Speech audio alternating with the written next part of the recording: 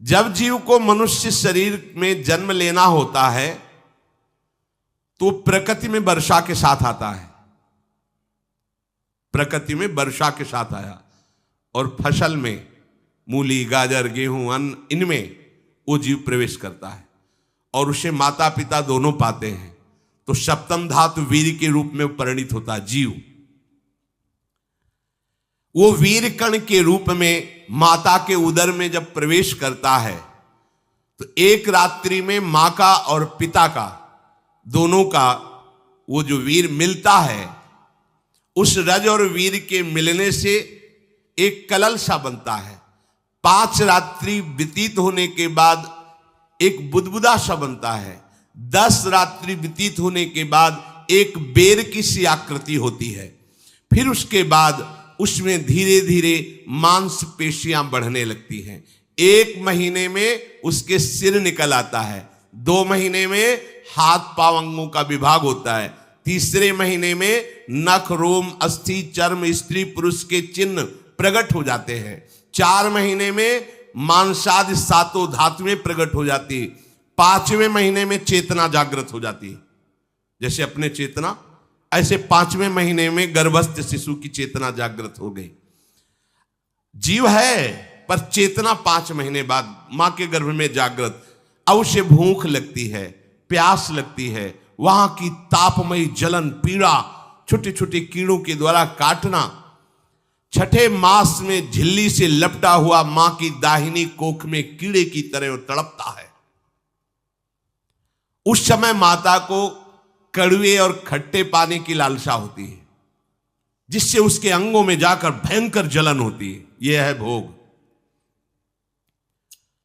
वो कृमि कीड़े की तरह तड़पता है। मलमूत्र के गड्ढे में बीच में झिल्ली में बंधा हुआ वो जीवात्मा सुकुमार तो होता है, वहां के कीड़े उसे नोचते छोटे छोटे, वो तड़पता है।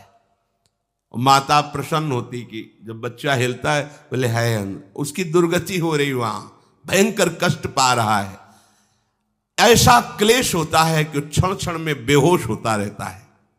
माता के खाए हुए कड़वे, तीखे, गरम, नमकीन, रूखे, खट्टे, यही पदार्थ पाने की इच्छा होती है माता, क्योंकि उसको भोग भोगना है।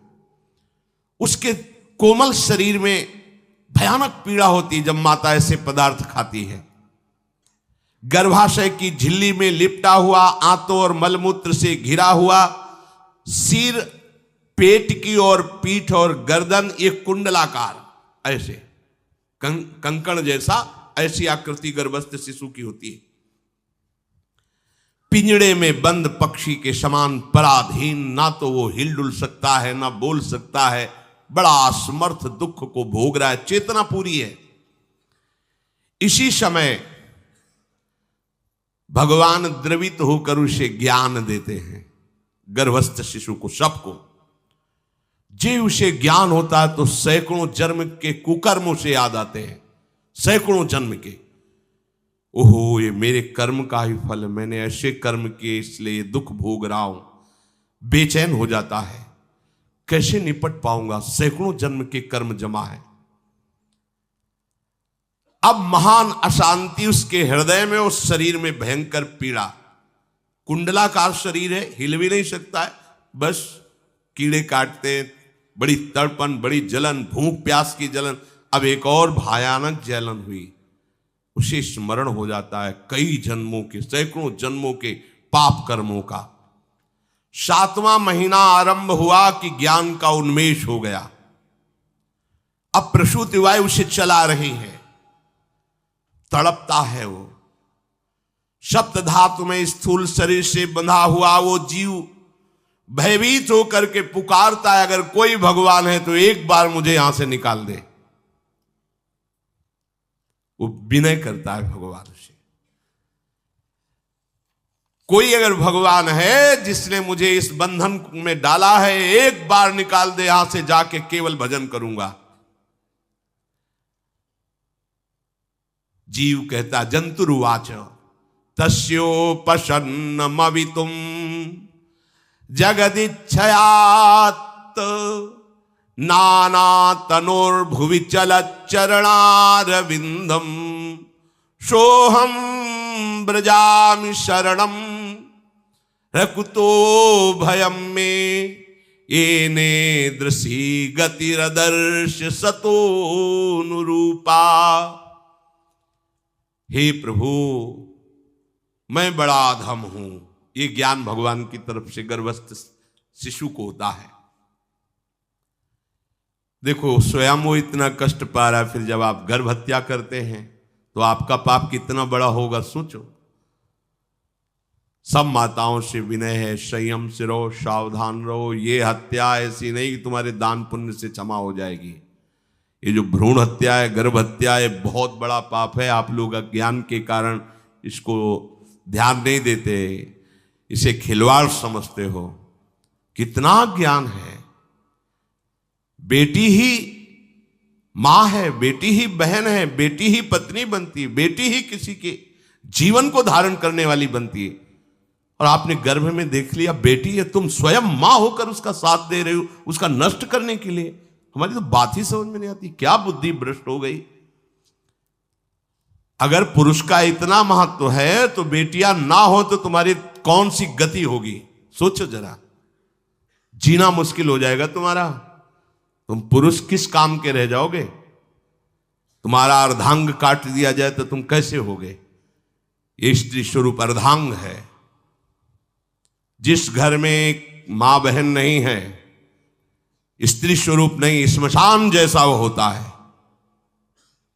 ध्यान दीजिए, ये बहुत बड़ी गलती है जो अपनी बेटियों की हत्या करते हैं। और ये वो पाप है जो अक्षम्य अपराध है। स्त्री हत्या करना शास्त्रों में बहुत बड़ा पाप कहा गया है। फिर वो तो बच्चा है, बिल्कुल नहीं। जिनसे हो गया है, श्रीमद् भागवत का सप्ताह मूल संस्कृत से सुनो और भगवान से प्रायश्चित प्रार्थना करो कि हे नाथ, भूल से गलती हो गई, दूसरा कोई उपाय नहीं। ध्यान से समझ लीजिए, तुम्हारे भ्रूण हत्या गर्भ हत्या के पाप को नष्ट करने में एकमात्र श्रीमद् भागवत समर्थ है, दूसरा कोई नहीं। कोई दान पुण्य तीर्थ स्नान तुम्हें क्षमा नहीं कर पाएगा। यह ऐसा महापाप है। अगर हृदय में जलन करके और मूल संस्कृत के द्वारा पूरी 7 दिन में भागवत श्रवण की जाए नियम से, तो भागवत समर्थ है, इस हत्या के पाप से भी आपको मुक्त कर देगी। जिनके ऐसे हत्या हो गई हो करवा लो, नहीं तो बुद्धि आगे भ्रष्ट करके तुम्हें हरि गुरु से विमुख कर देगा। ये पाप ऐसा नहीं कि तुम्हें 2-4 माला घुमाने से क्षमा हो जाएगा। ये महत अपराध है। सबकी समझ में नहीं आता, समझ जाओ, नहीं तो आप जहां भी हो वहीं से भ्रष्ट कर देगा। ये अपराध नष्ट नहीं होगा, श्रीमद् भागवत की कृपा से नष्ट हो जाएगा। यह हमें बहुत विश्वास है। श्रीमद् भागवत सप्ताह की यह है ही महामहिम। प्रेत योनि को प्राप्त धुंधकारी को सीधे भगवत पार्षद स्वरूप देकर परम पद में आरूढ़ कर दिया। केवल 7 दिन की मूल संस्कृत एक भी श्लोक नहीं छूटना चाहिए। अगर सप्ताहिकी का पारायण हो तो इस भ्रूण हत्या गर्भ हत्या से भी निवृत्ति मिल जाए। अब वो जीव भगवान को पुकारता है, मैं बड़ा नीच अधम हूं। आहा, भगवान आपने जो मुझे गति दिखाई है तो मेरे कर्म के अनुसार ही है, आपका इसमें कोई दोष नहीं। हम लोग जब कष्ट भोगते तो भगवान से कहते हैं हमने तुम्हारा क्या बिगाड़ा। भगवान ने नहीं बिगाड़ा, तू खुद देख क्या बिगाड़ लिया अपना। करो पापाचरण। अब देखो, हमने तो जीवन में कोई पाप नहीं किया और कितने गर्भ हत्या की है, कितनी खिलवाड़ समझे हो। ये बिल्कुल भयावह चीज है। आप लोगों को नहीं, हम बार बार इसीलिए कह रहे कि भयावह वस्तु है, तुम्हें बहुत ऊंचाई से घसीट के भ्रष्ट कर देगी। बहुत होश में हो, भूल के कभी ऐसा न करना जहां तक हमारी आवाज पहुंचे, जहां तक सुनाई दे। गर्भ हत्या मत करना, संयम से रहो। इस तरह का व्यवहार मत करो कि तुम्हारा मनुष्य जन्म ही व्यर्थ चला जाए। इसमें तीनों को बराबर दंड मिलेगा, गर्भ हत्या कराने वाला, गर्भ हत्या की प्रेरणा देने वाला और गर्भ हत्या में सहयोग देने वाला। जो औषधि डॉक्टर या जो भी, तीनों को दुर्गति होगी। माता पिता प्रेरक और कर्ता। ऐसा नहीं कि आप डॉक्टर हो तो आपको गर्भ हत्या करने का अधिकार नहीं। आप डॉक्टर हो दूसरे के शरीर को स्वस्थ करके निरोग करने के लिए, हत्या करने के लिए नहीं। कोई भी हमारा संविधान ऐसा आदेश नहीं करता कि आप गर्भ हत्या कर दो, ना भागवतिक और ना भारतीय संविधान। ऐसा संविधान आदेश नहीं करता। अब वो जीव कह रहा है कि प्रभु मेरे योग्य ही है आपने जो मुझे दंड दिया है। मैंने सुना है कि आपकी शरण में जो आता है आप उसकी रक्षा कर लेते हैं। आपकी जो शरण में हो जाता है वो इस भूमि पर, भारत भूमि पर, विश्व पर निर्भय विचरण करता है, कोई उसे भय नहीं प्रदान कर सकता। प्रभु मैं इस माता के उदर में माया का रहस्य न जानने के कारण ऐसे कर्म किए कि मैं आ गया हूं, बहुत दुख पा रहा हूं। हे निर्विकार अखंड बोध स्वरूप परमात्मा, मैं बार बार नमस्कार करता हूं। प्रभु मेरे ऊपर कृपा कर दो, एक बार इस गर्भ से निकाल दो। मैं यहां से बाहर जाकर आपका निरंतर भजन करूंगा। ये वादा करके आए हम प्रभु से सब। प्रभु ने करुणा करके हमें चांस दिया है मनुष्य शरीर। प्रभु मैं बहुत जन्मों से इस समय स्मृति आ रही देख रहा हूं, कर्मों में भटकता रहा आपसे विमुख होकर के। ये जो मुझे अभी ज्ञान हो रहा है केवल आपकी कृपा से तत्कालिक है, तत्कालिक। एक तत्कालिक वैराग्य होता है, जैसे कथा सुनियो मन में आया कि अब तो भजन ही करना है। ये तत्कालिक है, स्थायी नहीं है। इसे स्थायी बनाओ। प्रभु आप अंतर्यामी हो, आप सब कुछ जान रहे हो। तीनों तापों की शांति के लिए भक्तजन आपका भजन करते हैं। मैं देहधारी होकर जीव माता के उदर में मलमूत्र से रुधिर की झिल्ली में फंसा हुआ माता की जठराग्नि के ताप से जल रहा हूं। प्रभु एक एक क्षण में यहां विकल होकर केवल इंतजार कर रहा हूं कि किस समय मुझे यहां से निकाला जाएगा। दीन बंधु यहां से कब मैं निकलूंगा। स्वामिन आप बड़े दयालु हो। आप जैसे उदार प्रभु ने मुझ गर्भस्थ शिशु को ये ज्ञान दिया। हे दीन बंधु आप अपनी कृपा से प्रसन्न हो जाइए। प्रभु एक बार निकाल दीजिए। मैं ऐसा भजन करूंगा कि दोबारा संसार के दुख में नहीं आऊंगा। कपिल भगवान कहते हैं, हे माता, वो गर्भस्थ बालक शिशु भगवान से प्रार्थना करता है, भगवान का आदेश होता है, तत्काल प्रसव वायु धक्का मारती है। जे ही प्रसव वायु धक्का मारती तो उसको ऐसा भयंकर कष्ट होता है, जैसा पीछे लिखा है कि जैसे जिंदा किसी की चमड़ी उतारी जाए, ऐसा मां के गर्भ से निकलते समय उसे कष्ट होता है। वो अत्यंत कष्ट से व्याकुल होता है। उसी समय उसका वो ज्ञान नष्ट हो जाता है जो भगवान ने दिया था। उस समय उसकी श्वास की गति रुक जाती, जैसे किसी का गला दबा दिया जाए तो कैसा लगेगा। ऐसे ही पूरी की पूरी भागवती की स्मृति नष्ट हो गई। होश आया तब देखा कि वो बाहर पड़ा हुआ है, माता के उस मलमूत्र में सना हुआ बिष्ठे की कीड़े की तरह। गर्भवास में जो दिव्य ज्ञान प्रकट हुआ था भगवान की कृपा से, वो सब नष्ट हो गया। भूमि परत भा ढाबर पानी, तिम जीवे माया लपटानी। चेतन आई तो रोने लगा। वो ज्ञान कहां गया, वो ज्ञानदाता कहां गया। वो कहता कहां कहां। बोले थाली बजाओ, बच्चा हुआ है। और वो तो रो रहा है कि कहां, वो ज्ञान कहां गया जिसके बल से मैं कह रहा था कि बाहर निकाल दो, मैं आपका भजन करूंगा। सब खत्म ज्ञान। जो लोग उसका अभिप्राय नहीं समझते वो उत्सव मनाते हैं। बालक हुआ है, वो रो रहा है, वो कहां गया ज्ञान, कहां कहां कहां। छोटा बालक यही रोक कहता कहां। अभी जो ज्ञान उत्पन्न हुआ था, जो अभी भगवान का बोध हुआ था, वो कहां गया, कहां गया। घर परिवार के लोग उसका पालन पोषण करते रहते हैं, उसमें कोई निषेध करने की शक्ति नहीं हो रही। मच्छर काट रहा है, दुख हो रहा है, हटा नहीं सकता बालक। उस जीव को शिशु अवस्था में जब कपड़ों पे लिपेट कर ऐसे लिटाया जाता है तो इतना कोमल त्वचा होती कि कपड़े भी उसको, जैसे खुजलाहट है, पीड़ा है या जलन है, बिल्कुल कोमल त्वचा होती, कुछ नहीं कर सकता वो, बस रो सकता है। ना खुजलाने की, ना करवट बदलने की, ना उठने की कोई सामर्थ्य नहीं। बड़ा कष्ट पाता है बाल्यावस्था में, क्योंकि त्वचा बड़ी कोमल होती, दास मच्छर आदि जीव उसको काटते हैं। गर्भावस्था का कोई ज्ञान नहीं रहा, सिर्फ रोना ही रोना रह रहा। इस प्रकार उसकी बाल्यावस्था कटी, कौमार अवस्था आई, पौगंड अवस्था, इनमें वो खिलवाड़ में फंस गया। जैसे जैसे बड़ा होता जाता, चेतना, गुनगुना, ये कार, ये प्लास्टिक के ऐसे उनमें मगन है। देखो ना छोटे बच्चों को, अज्ञानवश इसकी ये अवस्था कट गई। बड़े भाग्यशाली ऐसे भी बच्चे हैं जो तुतला के बोलते, उनकी मैया कहती राधा बोलो, राधा। देखो ये सौभाग्य, प्रणाम है उन माताओं को जो अपने बच्चों को भगवान नाम बुलाती हैं कि आप बोलो, श्री हरिवंश बोलो, राधे राधे बोलो। धीरे धीरे उसकी युवावस्था पहुंची। इस समय उसके अंदर एक भूत सवार होता है, जवानी का भूत है, ये सबके सवार होता है। अगर मंत्र चल रहा है तो भूत नहीं चढ़ेगा, नाम चल रहा है तो भूत नहीं चढ़ेगा, नहीं तो भूत चढ़ जाता है। ये कुछ भी करवा सकता है भूत, भूत ही तो है ना।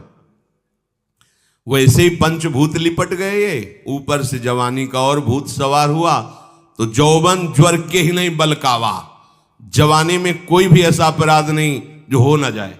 बड़ा भयानक इसमें स्वरूप होता है। इसमें केवल भोग, केवल भोग, एक ही दृष्टि रहती है, भोग भोगना। अज्ञानवश जब भोगों की प्राप्ति में बाधा पड़ती तो भयंकर वो क्रोध करता है, शोकाकुल होकर हिंसा कर बैठता है। जैसी घटनाएं सुनने को मिलती हैं, राक्षसी घटनाएं, ये भूत है जवानी का। जहां कामना में बाधा पहुंची, क्रोध, क्रोध में वो समझ नहीं पाता कि मेरे जैसा ही प्रिय शरीर उसका है जो मैं वर्ताव कर रहा हूं। सदेहेन मानेन वर्धमानेन मन्युना करोति विग्रहम कामी कामेष्वंताय चात्मनः। जैसे जैसे देह बढ़ता जाता है, पुष्ट होता जाता है, वैसे वैसे भोग वासना और अभिमान बढ़ता जाता है। वो काम परवश होकर अपना नाश करना शुरू कर देता है। यौवन, वो फिर खोटी बुद्धि वाला वैसे ही पाप करने लगता है जिन पापों के कारण उसकी दुर्गति हुई थी, नरक आदि की, और मां के गर्भ में आया था। देहाभिमान वश निरंतर मैं करूंगा, मैंने भोगा, मैं वो भोगूंगा। उसे ये ज्ञान नहीं रहता कि मैं वादा करके आया हूं कि भजन करूंगा और इस संसार से मुक्त हो जाऊंगा, भूल गया। इसी शरीर से उसको फिर भयंकर कष्ट भोगने पड़ेंगे। इसी का नाम संसार चक्र है। अगर कहीं उसे सत्संग मिल जाए, सन्मार्ग में चल दे, तो माया भेजती है दो प्रकार के लोग उनको भ्रष्ट करने के लिए। एक जिह्वा रसेंद्री को और एक उपस्थेंद्री जनेंद्री के भोगों का समागम भेजती है। फिर ही भोगो, ध्यान रखना, शास्त्र है, सत्य एक एक अक्षर है। जब किसी को सत्संग मिल जाता है तो सत्संग का प्रभाव होता है भगवत मार्ग में रुचि पैदा करना, प्रभु अच्छे लगना, प्रभु का नाम जप करना, सत्य मार्ग में चलना। जब तुम सतमार्ग में चलोगे तो दो प्रकार के लोग भेजे जाएंगे। बढ़िया हलवा, बढ़िया खीर, रबड़ी, लो प्रभु, पाओ, आरोगो, रसेंद्री और फिर जनेंद्री। फ्री, कोई परेशानी नहीं, भोगिए आप। फिर वो ऐसे विषयी पुरुषों का संग करके वैसे ही पहले की तरह फिर पाप करने लगता है। बहुत होश में, बहुत होश में। इनको ऐसे लोगों का संग कराया जाता है जिससे सत्य, शौच, पवित्रता, दया, संयम, लज्जा, क्षमा, यश, मन इंद्री का संयम, ये सब सद्गुण नष्ट हो जाएं, ऐसे लोगों का संग कराया जाता है। ऐसे लोग बहुत हैं, वो आपको पैसा खर्चा करके वो आपको भोग दिलाएंगे, भोगो भैया, आप इनके लिए नहीं भगवत मार्ग में आए हो, आप प्रभु की प्राप्ति के लिए आए हो। बचो, सावधान हो। ये देखो शास्त्र कह रहा है, रसेंद्री और जनेंद्री दो की सुविधा देने वाले लोग मिल जाएंगे। अत्यंत सोचनीय, मूढ़, देहात्मदर्शी ऐसे असत पुरुषों का संग करके भ्रष्ट हो जाता है। अच्छा, वो आग लगा दिए, वो चल दिए, फिर नहीं देंगे। कुछ लोग ऐसे होते हैं, ये 10 दिन अपने पैसे से आपको नशा करवाएंगे, फिर इसके बाद तुम्हें उनके पैरों में गिरना पड़ेगा, फिर मांगने से भी नहीं देंगे, पहले फ्री देंगे। आदत बिगड़ गई। ऐसे लोग मिलेंगे, मुस्कुराएंगे, हंसेंगे, आपको गले लगाएंगे, आपको लगेगा जीवन का सार मिल गया, फिर इसके बाद जूते चलाएंगे, गली में नहीं देखने देंगे। अब तुम्हारी वृत्ति बिगड़ गई, तुम उधर ही ताको, होश में, होश में। इस जीव को किसी और के संग से ऐसा बंधन, ऐसा मोह नहीं होता जैसा कामिनियों के संग से होता है। भगवान कपिल देव जी कह रहे हैं, न तथास्य भवेन्मोहो बंधश्चान्य प्रसंगतः योषित संज्ञाद यथा पुरुषो यथा तत्संग संगता। कामी पुरुषों का, कामिनियों का संग जैसा परमार्थ भ्रष्ट करता है, वैसा और किसी से नहीं हो सकता। इसलिए तुम इतना अपने को मत साधक समझ लो कि हमारा कौन बिगाड़ सकता है। उदाहरण में दे रहे हैं, प्रजापति स्वाम दुहितरम दृष्ट्वा तद्रूप धर्षितः रोहित भूताम शोनवधा वदृक्ष रूपी हतत्रपहा। स्वयं प्रजापति भगवान ब्रह्मा जी ने अपनी पुत्री को जब देखा, प्रसंग आता है, सरस्वती जी, बहुत सुंदर सरस्वती जी है, तो अपने को संभाल न सके। उनके रूप, लावण्य और यौवन के स्वरूप को देखकर भगवान ब्रह्मा जी आकर्षित हो गए। इसलिए दूसरों की तो बात ही क्या है, हम सब ब्रह्मा के ही बनाए हुए हैं, वो आकर्षित हो गए। इसलिए बलम में पश्चिमाया स्त्री मैया जैनो दिशाम या करोति पदाक्रांतान भूर्विजंभेण केवलम। हे माता, मेरी माया का बल देखो, जो अपने पैरों से विश्व को कुचल सकते हैं, ऐसे दिग्विजयों को अपने पैरों के नीचे कुचल दे, वो मेरी माया है। देखो, बलम में पश्चिमाया स्त्री मैया जैनो दिशाम, जो 10 दिशाओं पर विजय प्राप्त कर सकते, उनको भी घुटने टिकवा दे, ये मेरी माया है। संगम न कुर्यात् प्रमदा सुजातु योगस्य पारम परमारुरुक्षु मत्सेवया प्रतिलब्धात्म लाभो वदंति या निरय द्वारमस्य। श्री भगवान कह रहे हैं, अहो मेरी इस माया का बल देखो।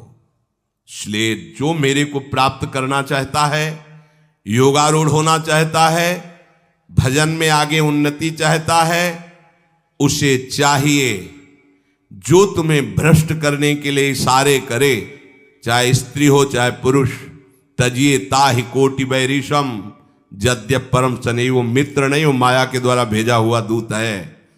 चाहे कोई भी हो, होश में तुम समझते हो कि बाजी जीत गए, भाग्य खुल गए, तरस रहे थे भोगों के लिए, मिल गए भोग। अरे नारकी गतियों से बचने के लिए तुम्हें अवसर मिला था, फिर नरक जा रहे हो। तुम समझते हो कि इसको भोग ले तो सुखी हो जाए, उसको जो भोग रहा है वो समझता है उसको भोग ले तो सुखी हो, उसको वो पूरी सृष्टि इसी भ्रम में फंसी हुई है। होश में हो जाओ। जो परम पद चाहता है, भजन करना चाहता है, ठीक से मार्ग में चलना चाहता है, उसे शब्द भगवान के याद कर लेने चाहिए। चाहे वो स्त्री हो चाहे पुरुष, जो तुम्हें गंदी बातें सिखाए, गंदी बातें दिखाए, गंदी बातें करने के लिए प्रोत्साहन दे, जाके संग कुमति मति उपजय करत भजन में भंग तजोरे मन हरि विमुखन को संग। गृहस्थ हो तो धर्म के अनुसार अपनी पत्नी मात्र में सीमित रहो। ये उद्दंडता तुम्हारा नाश कर देगी। ये जो आज नई रीतियां चल रही हैं, ये भगवान ब्रह्मा जी ने अपने पुत्रों को बुलाया। चारों युग ये पुत्र हैं भगवान ब्रह्मा के, सतयुग, त्रेता, द्वापर, कलयुग। सतयुग से कहा भाई हमने रचा है नरक, तुम्हारा स्वभाव सत्य में स्थित होना है, इसलिए हमारी आज्ञा का पालन करो कि नरक खाली भी नहीं रहना चाहिए। तो उनका पिताश्री, जब हमारा स्वभाव आपने ही रचा है तो मेरे राज्य में कोई नरक जाए, भूल चूक से किसी को नरक नहीं जाने देंगे। त्रेता से कहा तो उन्होंने कहा कोशिश करेंगे अपने बड़े भाई का अनुगमन करने की। द्वापर से कहा तो उन्होंने कहा कोशिश करेंगे आपकी आज्ञा का पालन करने की। समझना। लेकिन जब कलयुग आया तो मुस्कुरा के बोला, पिताश्री जैसे बड़े भैया ने कहा मेरे राज्य में कोई नरक मेरी जानकारी में नहीं जा पाएगा, ऐसे ही मेरे राज्य में कोई स्वर्ग या परम पद मेरी जानकारी में नहीं जा पाएगा। मैं सीधे हाउसफुल करूंगा नरक। देख लो ना, शराब पीना, व्यभिचार करना, जुआ खेलना, चोरी करना, हिंसा करना, इसके प्रधान स्थान है। ब्रह्मा जी से कहा आप चिंता मत करो, जैसे बड़े भैया कहते हैं कि हमारे राज्य में कोई नरक नहीं जाएगा, ऐसे हम आपको वचन देते हैं। अगर हमारी दृष्टि पड़ी तो न स्वर्ग जाने देंगे न परम पद में जाने देंगे। तभी महाप्रभु कहते पाए जान जगत में सब जन कपटी कुटिल कलयुगी टंचू। कलयुग ने सबको देख रखा है, सबको अधीन कर रखा है। अगर बच सकते हो तो एक हरिनाम है, राधा नाम है, जो कलयुग का प्रभाव नहीं पड़ने देगा। इसलिए होश में, चाहे वो पुरुष हो या स्त्री हो, रिश्तेदार हो, नातेदार हो, कोई हो, जिसके संग से भोग वासना बढ़े, भगवत विमुक्ता हो, दूरी बना लो, तत्काल दूरी बना लो। वो मित्र नहीं, वो भारी दुश्मन है, जो तुम्हें फिर वही दुर्गति में ले जाएगा जो गर्भ में वादा किया वो नहीं कर पाओगे। भगवान कह रहे मैं इसलिए मना कर रहा हूं कि ये खुला हुआ नरक का द्वार है। वदंती या निरय द्वारमस्य, निरय माने नरक का द्वार, अस्य माने ये भोग विलासिता खुला हुआ नरक का द्वार है। इसका भाव यह है कि इसमें सुख तो है नहीं, सुख भासता है। भासना और है में अंतर है। जैसे रेत में हम देखते हैं सूर्य की किरणें पड़ने पर निर्मल जल भासता है, और प्यास के कारण हम दौड़े तो वहां बालू ही मिलेगी, फिर आगे भासता है, फिर भागे तो फिर भागने से प्यास बढ़ती जाती है, पानी मिलता नहीं। ऐसे ही परस्पर आकर्षण में सुख भासता है, होता नहीं। जब हम उसको स्वीकार कर लेते हैं तो एक मन में उदासी आती कि यहां वो तो मिला नहीं जो चाह रहे थे, तो वो दूसरा दिखाता है, वो आगे, वो उधर गया तो फिर वो पूरा जीवन नष्ट हो जाता है। और मिला नहीं क्योंकि है नहीं, भासता है, सुख भासता है नहीं। प्रभु में सुख भासता नहीं, प्रभु में सुख है, भासता नहीं है। इसलिए जो भासता में लगे वो प्रभु में नहीं लग पाते, क्योंकि यहां भासता नहीं है, वहां भास रहा है, और है नहीं। यहां है, भास नहीं रहा है तो है का परिचय नहीं है, इसलिए वो यहां लग। और जो लग गया तो नाच नाच के मीरा जी कहती पायो जी पायो मैंने राम रतन धन पायो। पति है। प्रथम रात्रि में मीरा जी ने राणा साहब से कहा कि आप हमारी बात शायद समझ सकते हो, आप हमें स्पर्श मत करना। मैंने सुहाग गिरधर के नाम का भरा है, मैं तुम्हारी पत्नी नहीं हूं। लोक व्यवहार के कारण तुम पति रूप में आए हो, तो मैं चाहती हूं कि तुम मेरा सहयोग करो। मैं एक पतिव्रता हूं गिरधर की। मेरे तो गिरधर गोपाल बैठे थे एक ही सैया में, उतर के चरणों में बैठ गए। मीरा जी के चरण पकड़े के अहो भाग्य, मुझे ऐसे सौभाग्य मिला कि आपका पति होने का। एकांत में आप हमारी गुरु होंगी और समाज में आप पत्नी का स्वांग करेंगी, जिससे आपको विक्षेप नहीं पड़े। आजीवन निर्वाह किया, एकांत में गुरुवत मीरा जी के प्रति व्यवहार करते राणा साहब, और व्यवहार में मीरा जी पत्नी जैसा व्यवहार में बाहर, और अंतर में ऐसी सदगति हुई राणा की जो बड़े बड़े योगियों को दुर्लभ है। वो मीरा जी जीवन में कभी भी किसी भोग को स्वीकार नहीं किया। गिरधर के रंग राची, सब भोग चरणों में लुट रहे थे। सोचिए, राज परिवार में ब्याही गई, क्या था, किसी भी सुख की आकांक्षा नहीं। यह है रंग श्री हरि का, है नहीं ना उनमें सुख। जो है सुख वो मिल गया तो फिर भासने की तरफ क्यों बढ़ेगा। इसलिए ये जो मेरी माया है, ये मित्र बनकर पहले सेवा के बहाने से धीरे धीरे पास आती है। आती है का शब्द माया के लिए है, वो किसी भी रूप में होगी। माया का कोई रूप नहीं आज तक वर्णन किया गया, कोई भी रूप हो, वस्तु, व्यक्ति, स्थान, घटना, कुछ भी। उपासक जब समझ नहीं पाता तो वही उसके नाश का कारण बन जाती है। बहुत सावधान, हमें नहीं पता किस रूप में आएगी। जिनको पता है हम उनको अपने पास रखें। वो है नाम, राधा राधा, फौरन पता चल जाएगा आपको पक्का। ये ठीक नहीं, नहीं बहुत श्रद्धा, नहीं बिल्कुल हटो, बिल्कुल हटो, अंदर से बिल्कुल हटो। नहीं तो कोई समझाने वाला थोड़ी था बचपन से हमें कि भाई पास कोई हो, यही नाम। जहां कहीं कोई प्रियता, कहीं आश्रमों में कहीं कुछ समझ में, हटो हटो हटो, ये नाम हटाते हटाते हटाते जहां लगाना चाहिए वहां लगा दिया।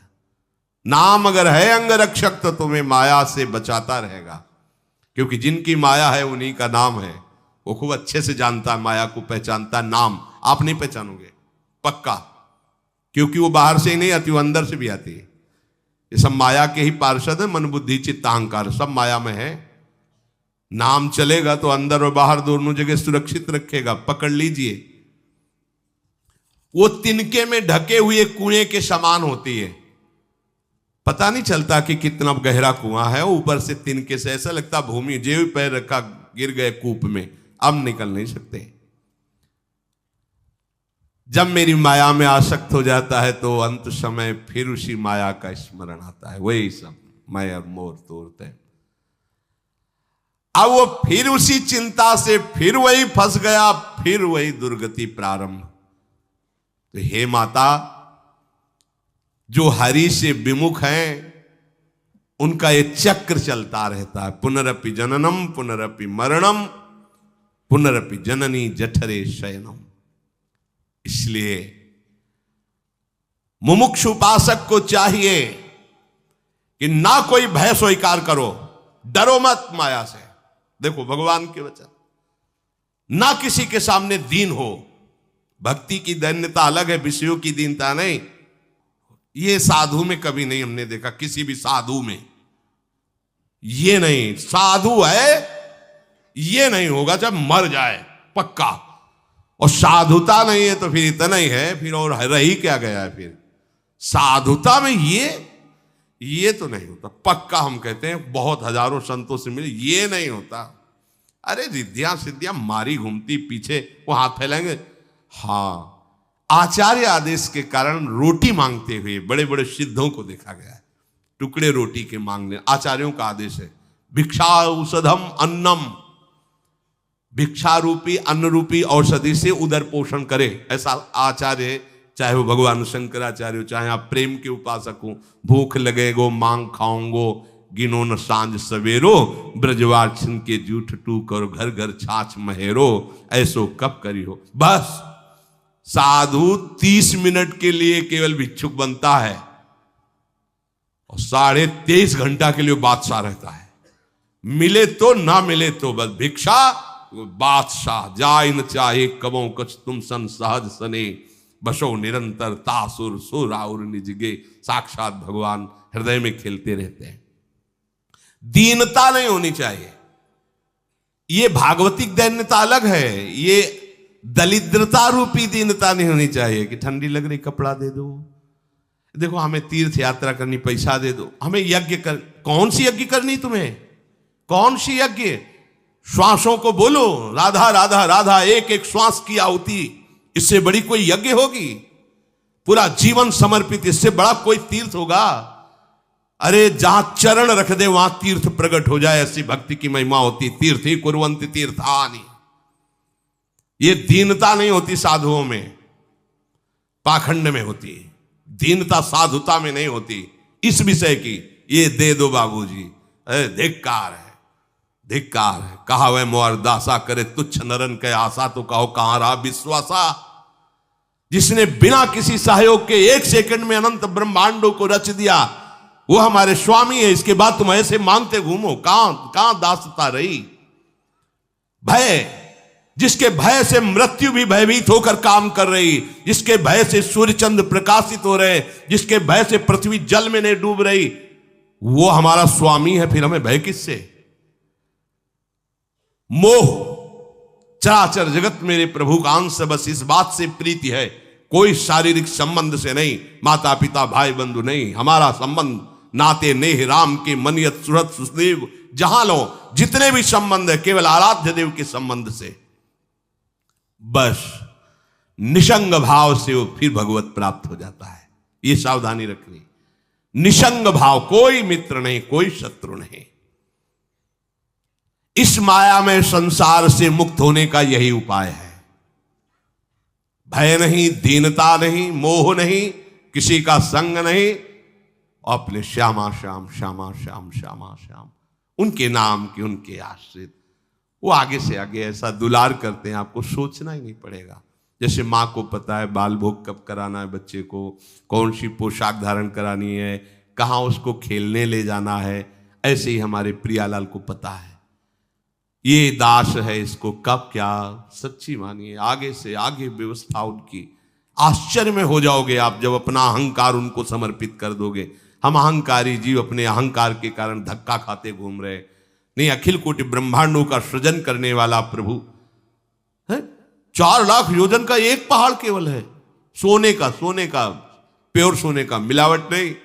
4 लाख योजन, 1 योजन 4 कोस, 1 कोस 3 किलोमीटर। कितना एक से एक रत्न इस पृथ्वी में है। ऐसे मालिक के गुलाम हो, ऐसे हाथ फैलाते घूमो। राधा राधा। इस शरीर को बहुत ध्यान से सुन लो। जो इस शरीर को निक्षेप माने धरोहर होता है, धरोहर की भांति। जैसे हम तुम्हें दे दें कि 500 रुपये रख लो, हमें जब काम लगेगा ले लेंगे, तो 500 रुपये रखे आपकी जेब में, लेकिन आप कभी उसे अपना नहीं मानेंगे। अगर कभी आवश्यकता पड़ी, किसी ने बताया कि 500 रुपये आपकी जेब में, नहीं, वो तो धरोहर है। जब वो मांग लेंगे तो उनको हम खर्चा, धरोहर का खर्चा स्वयं में नहीं किया जाता। ईमानदार आदमी धरोहर को जैसे रखा वही, ये नहीं कि हम 500 खर्चा कर लेते हैं फिर कमा के 500 दे देंगे, नहीं, वही सेम टू सेम वैसे ही वापस होगा। तो ये शरीर प्रभु की धरोहर है। सुधा निधि में भी एक श्लोक में आया है, ये प्रियाजू की धरोहर है। कबीरदास जी ने कहा है, चदरिया जैसी की तैसी धरि दीनी। जैसी दी थी प्रभु, हमने मलिन नहीं की, वैसे की वैसे वापस कर दी। तो क्या होगा उसका परिणाम? मोक्ष, भगवत प्राप्ति। इसे मलिन करने का अधिकार तुम्हें नहीं। ये चदरिया जो मिली है, मनुष्य शरीर, ये भगवत प्राप्ति। इसे गंदा मत करो।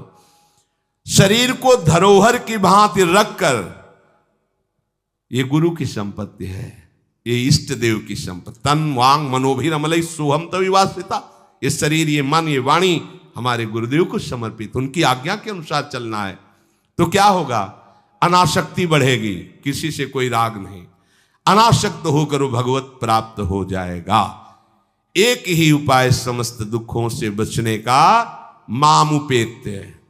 जो मेरे आश्रित हो गया, मेरा भजन करता है, पुनर्जन्म नहीं होता उसका। क्योंकि दुखालयम शाश्वतम, संसार में वही जवानी, वही बुढ़ापा, वही रोग, वही योनियों में भटकना। थोड़ा तो थक जाओ। तुम्हें नहीं चाहिए दिव्यता, तो कम से कम इतना समझ लो।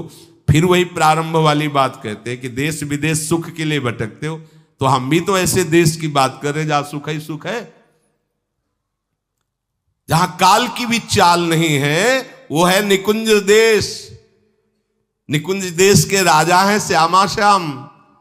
चलो ना वहां, राधा राधा रूपी धन कमाओ, यहां किसी से व्यवहार न करो, प्रेम का व्यवहार भगवत समर्पित करो, राग द्वेष का व्यवहार मत करो, तो इसी जन्म में ये कर्म परंपरा खत्म हो जाएगी।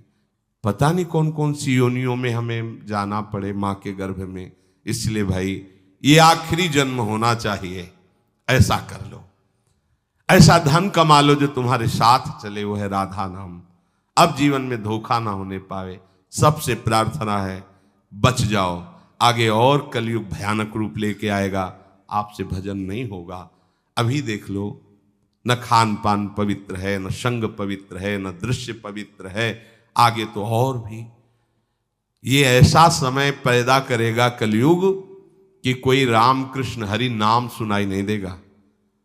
भा भ्रष्टाचारा सब संसारा धर्म सुने नहीं, कहीं स्वाहा स्वधा तो खत्म होता जा रहा है। देख लो, पहले यज्ञों की भरमार होती थी, कहां यज्ञ हो रहे हैं। ऐसे ही अभी सत्संग सुनने को मिल रहा है, कितने जगह सत्संग होता है, भगवत प्राप्ति का कितनी जगह सत्संग होता है, खोज लो आप पूरे भारत में। कितनी जगह शुद्ध शास्त्र सम्मत भगवत मार्ग की बात मिलेगी। कितने नाम जापक रह गए हैं वास्तविक। आगे चल करके आपको सपोर्ट ही नहीं मिलेगा भक्ति का। जैसे अभी डरने लगे कि अगर तिलक लगा के जाएंगे तो ऑफिस वाले क्या कहेंगे, स्कूल में तो कंठी और तिलक ही नहीं धारण करने दिया जाता। बच्चे कहते हैं, घर में कहते हैं तुम सुहागवती हो, कंठी तो विधवा धारण करती हैं। कैसा दुर्बुद्धि घर वाले। और ठाकुर सेवा ये तो विधवाओं का काम हुआ। सच्ची सौभाग्यवती वही है जिसने ठाकुर सेवा स्वीकार कर ली। सच्चा मंगल सूत्र कंठी ही है जिसने हरि का पहन लिया। कैसी मंद बुद्धि है लोगों की। ऐसी मतलब सौभाग्यवती भी कंठी पहन सकती हैं, तो हमें लगता है इससे बड़ा दुर्भाग्य क्या होगा, हम इसे सौभाग्य मानेंगे। राम हरि कृष्ण बोल न पावे, कंठी न धारण करे, रज न धारण करे और उसे सौभाग्यवती, तो कौन सा सौभाग्य। मरण धर्मापति, कुछ दिन में वो भी मरेगा, फिर बनना क्या बनना, न भजन लायक रह जाओगे न संसार लायक रह जाओगे। प्रार्थना मान लो, थोड़ा कड़ुआ लगेगा लेकिन बहुत मीठा है परिणाम इसका। यत् अग्रे विस्मयो परिणामे अमृतोपमम। जिसमें शुरुआत विष जैसी लगे उसका परिणाम अमृत में होता है। खूब भजन करो और इसी जन्म में श्री जी को प्राप्त करो। श्री राधा वल्लभ लाल।